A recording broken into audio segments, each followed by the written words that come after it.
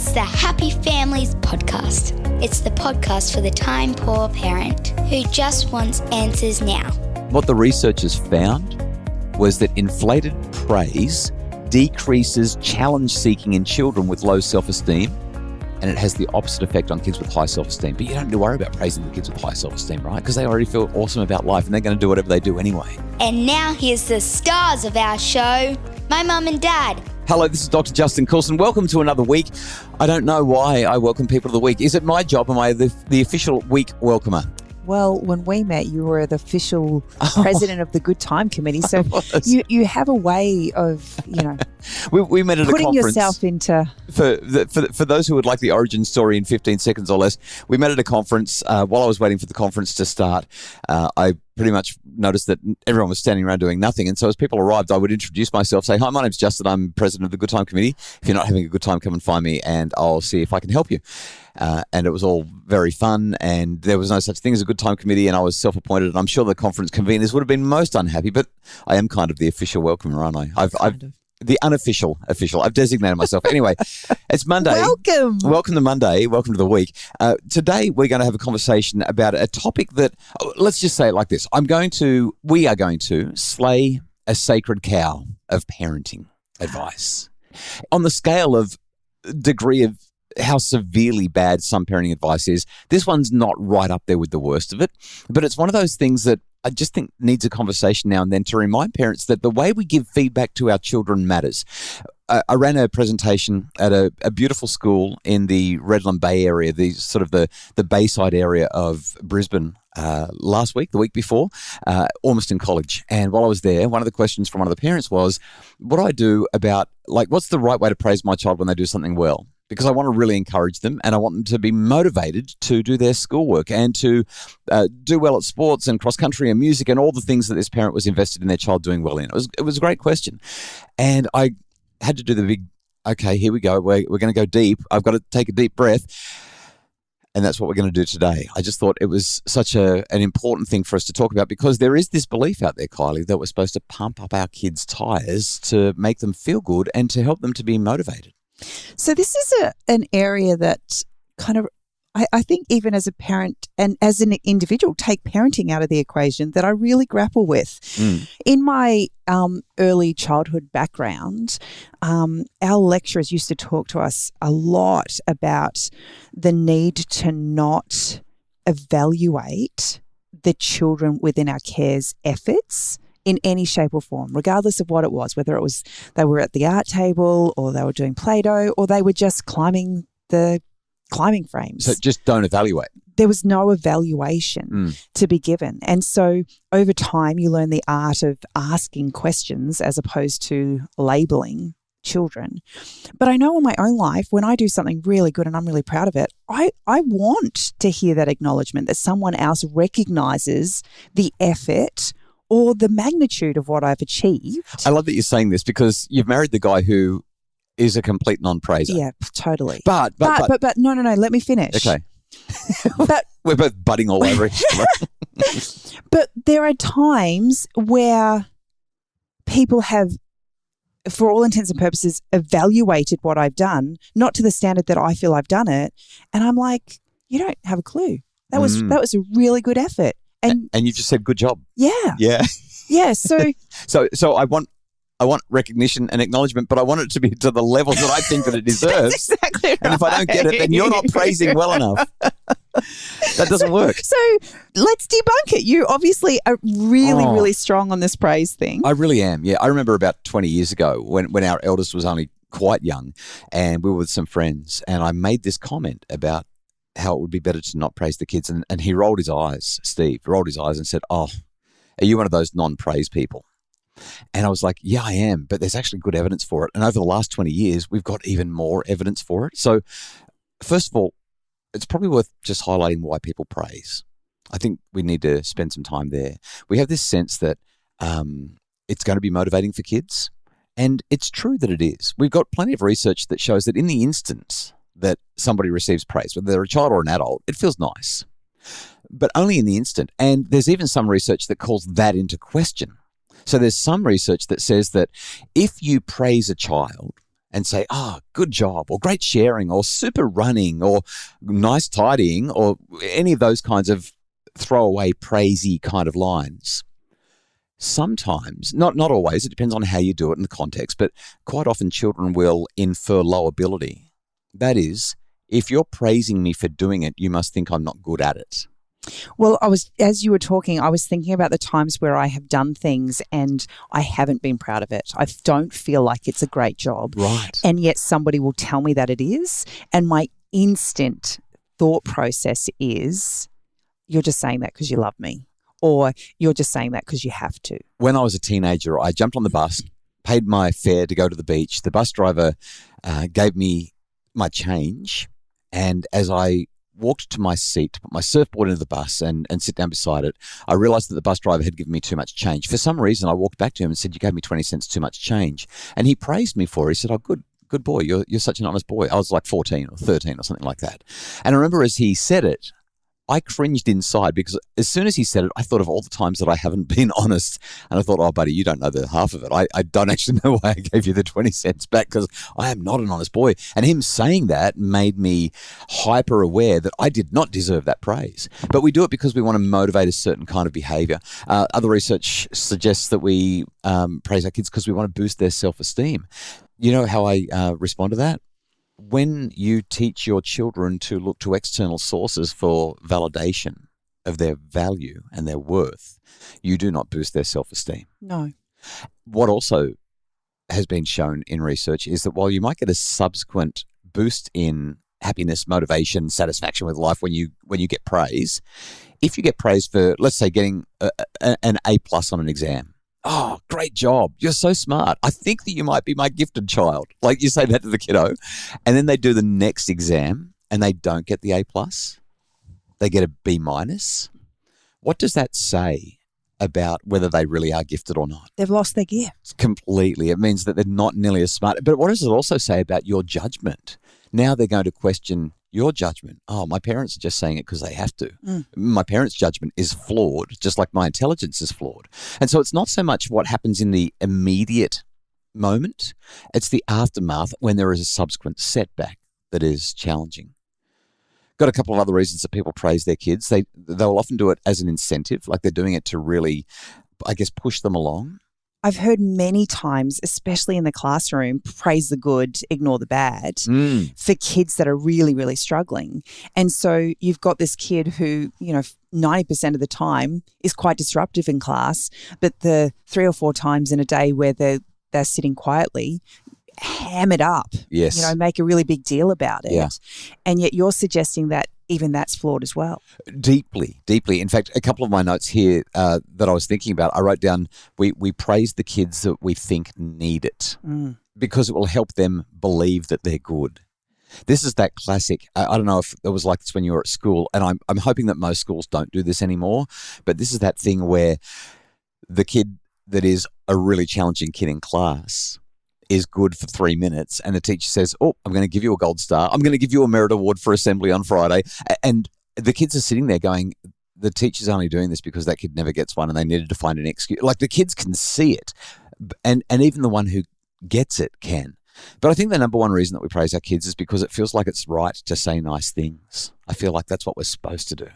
So I know you're saying all of this, but this is ingrained in society. Totally. And so deeply. And I think that most people would really struggle with the idea that we are not supposed to praise our kids specifically. Is there any science behind this? Because this is big. Yeah. So I'm going to step through maybe 3 or 4 research articles in 30 seconds or less for each one. This is not a doctor's desk. This is not a doctor's desk episode, but it's really important. So in the early 1990s, one of my favorite studies on praise was published. It was a really smart study by a guy called Wolf Meyer. And what he found is, he called it the paradoxical effects of praise and criticism on perceived ability. Essentially, what he found is once kids get to about the age of 5 or 6, when we praise them and tell them how good they are, I mentioned this a little bit earlier, but I want to go into a bit about why. They actually think, I mustn't be very good if you have to give me praise around this. And the way it works is, it's kind of like, I'm going to infer low ability to myself if you're telling me I'm great. Or if I'm great doing this and I know that I've only done a mediocre job, then I actually don't need to try any harder to get the same praise. It can do that as well. Yeah. But I would imagine it's kind of like sitting at the dinner table and your parents are saying, oh, this broccoli, oh my goodness, I've never had broccoli like this, kiddo. You got to try this broccoli. It is amazing. Oh, I'm putting it in my mouth now. Oh, the broccoli is so good. And as a child, you're looking at your parent going, if you're trying to sell it that hard, broccoli must be the most disgusting thing on the face of the earth. I'm never going to eat broccoli. So there's a paradoxical effect. That is, the more we pump it up, the more the kids are like, yeah, right. Now, there's a 2014 study that was done by a guy called Eddie Bremelman and his colleagues, and this is a really interesting one as well. That's not beautiful. That's incredibly beautiful.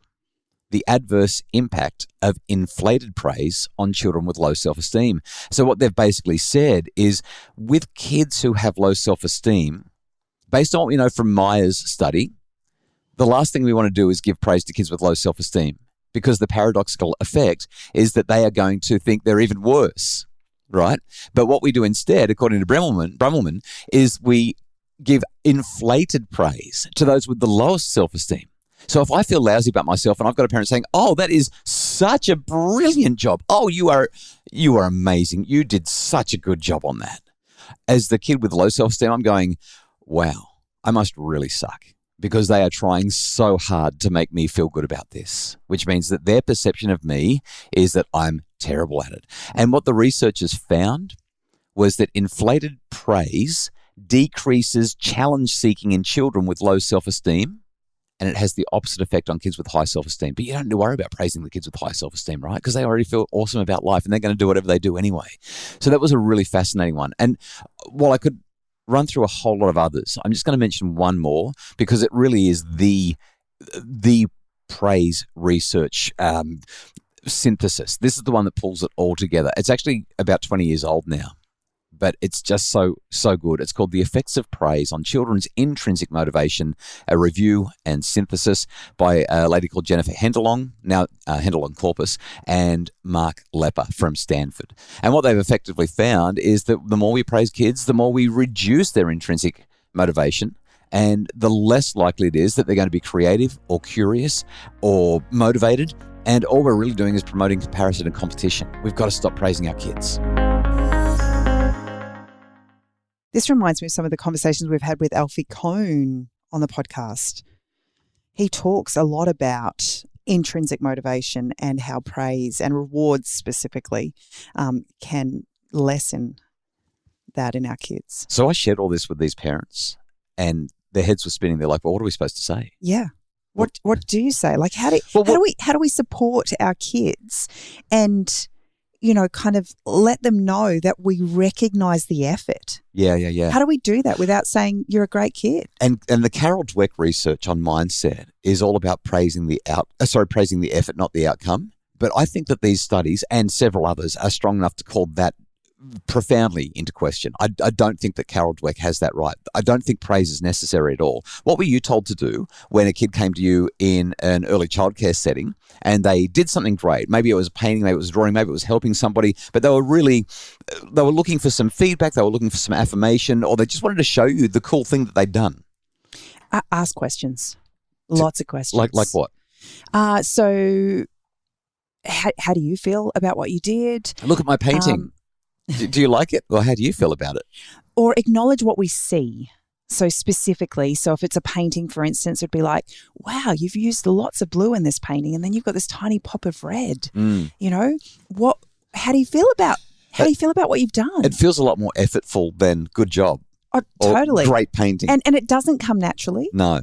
Like when they first were teaching me how to do it, it felt so robotic and rote because I was kind of following a script. Yes, that's right.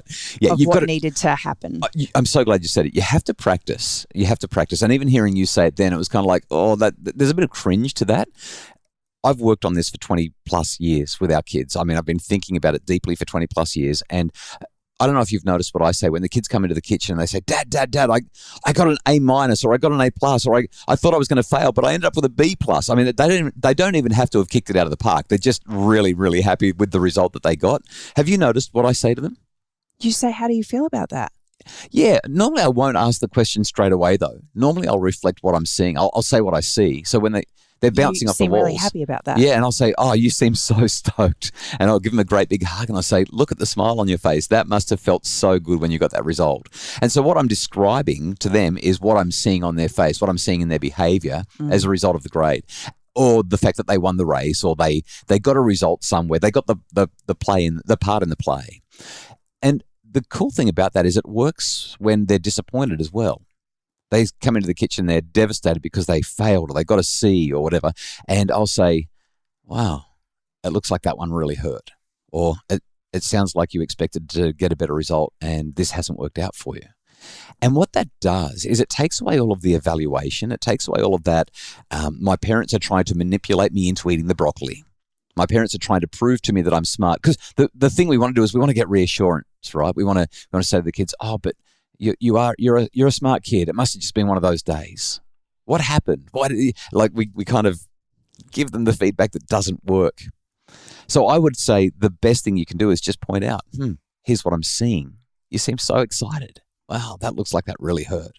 And then once they've given their own feedback to you about how they feel about it, whether it was great or not, then you can say, well, you know what?